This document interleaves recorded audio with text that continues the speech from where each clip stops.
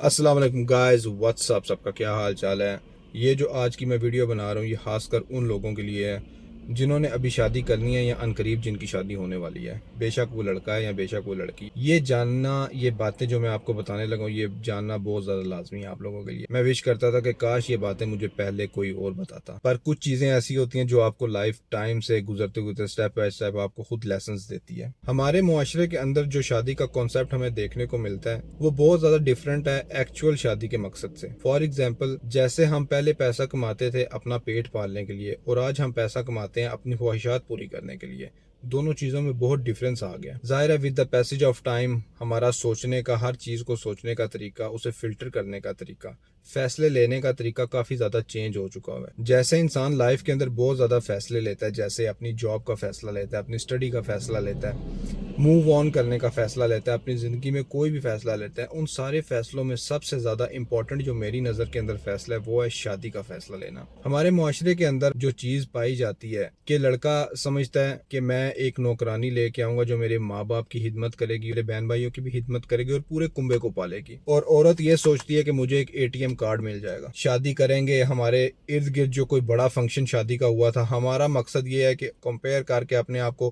ہم نے اس سے بڑا فنکشن کرنا ہے۔ ظاہر ہے 5-6 انگلیاں برابر نہیں ہوتی، پر میجورٹی کو دیکھ کے میں بات کرتا ہوں، جو میں نے آبزرو اپنی عقل سے، اپنے شعور سے کیا ہے، اور جو اسلامک پرسپیکٹیو سے میں نے شادی کے مقصد کو سمجھا، میں وہ آپ کو بتانے لگا ہوں۔ سب سے پہلے تو میں وہ پوائنٹ رکھوں گا جو مجھے لگتا ہے اس معاشرے کے اندر لوگ شادی کو لے کے سمجھتے ہیں، اور خاص کر آج کل کی جنریشن جو سمجھتی ہے کہ شادی کرنے کے بعد ہم دعوتیں اڑائیں گے اور شادی کرنے کے بعد سیر سپاٹے ہوں گے، اور اکثر والدین یہ سوچ رہے ہوتے ہیں کہ چلو اسی بہانے جو ہم نے پرانی سلامیاں دی تھی رشتہ داروں کو وہ ہمیں واپس مل جائیں گی۔ والدین اکثر یہ سوچتے ہیں کہ چلو یہ ایک کمرہ خالی پڑا ہوا ہے، لڑکی آئے گی تو اس میں فرنیچر لے آئے گی، برتن لے آئے گی، ہمارا گھر جو ہے تیار ہو جائے گا۔ اور مرد بھی ایسا ہی سوچتا ہے کہ میں ایک نوکرانی لے آؤں گا جو لے کے میرے پورے کنبے کو آگے چلے گی۔ شادی کا فیصلہ ایک ایسا فیصلہ ہے میری نظر میں جہاں سے معاشروں کی ابتدا ہوتی ہے، یہ ایک ایسا پوائنٹ ہے جہاں سے نسلیں بننا شروع ہوتی ہیں۔ ظاہر ہے جب آپ شادی کرتے ہو تو اس کے بعد آگے پوری زندگی ڈیپینڈ کرتی ہے کہ آپ کس مائنڈ سیٹ کے ساتھ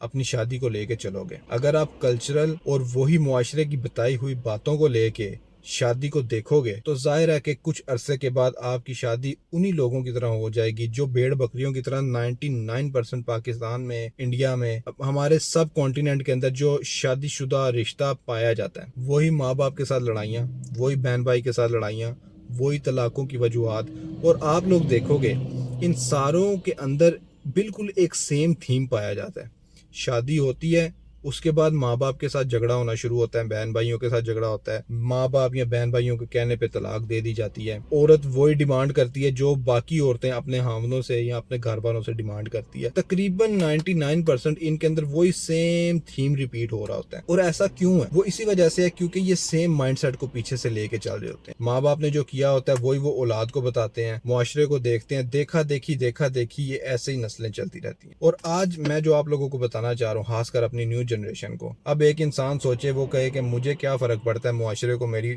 وجہ سے فائدہ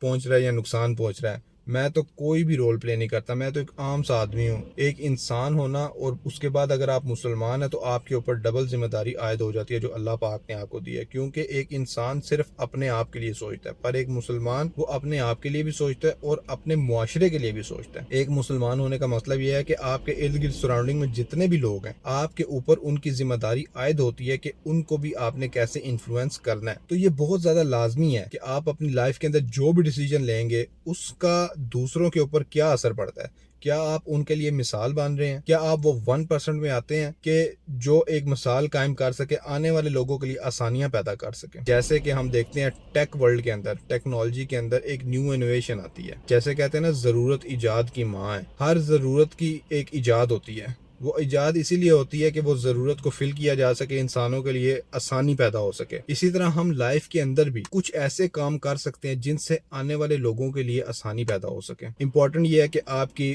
بیوی کو، آپ کے بچوں کو اور آپ کی اپنی پرسنل لائف کتنی اچھی گزر رہی ہے اور آپ کتنا رول پلے کر رہے ہیں اس معاشرے کو بلڈ کرنے کے لیے۔ ساروں کے اپنی اپنی جگہ پہ حقوق ہوتے ہیں، اپنی اپنی ذمہ داری سب نے اٹھانی ہے۔ آنے والے وقت میں آپ دیکھیں گے کہ آپ کی لائف کا طریقہ جو ہے اور آپ کی جو زندگی کی میرج لائف گزر رہی ہے وہ بالکل ڈیفرنٹ ہوگی ان لوگوں سے جو آپ اپنے ارد گرد دیکھیں گے. وہ اس لیے جو ڈیسیجنز آج آپ لیں گے وہی آپ کو کل کو اس کا ریٹرن دیں گے. یہ کچھ باتیں تھیں جن کو آپ کو لازمی کنسیڈر کرنا چاہیے. نیکسٹ کسی ویڈیو میں بات کریں گے کہ شادی کے بعد ایک مرد کا اور ایک عورت کا, ایک ہسبینڈ وائف کا آپس میں کیا رول پلے ہوتا ہے ایک گھر کو اچھا بنانے کے لیے. انشاءاللہ نیکسٹ ویڈیو میں ملاقات ہوگی. اللہ حافظ.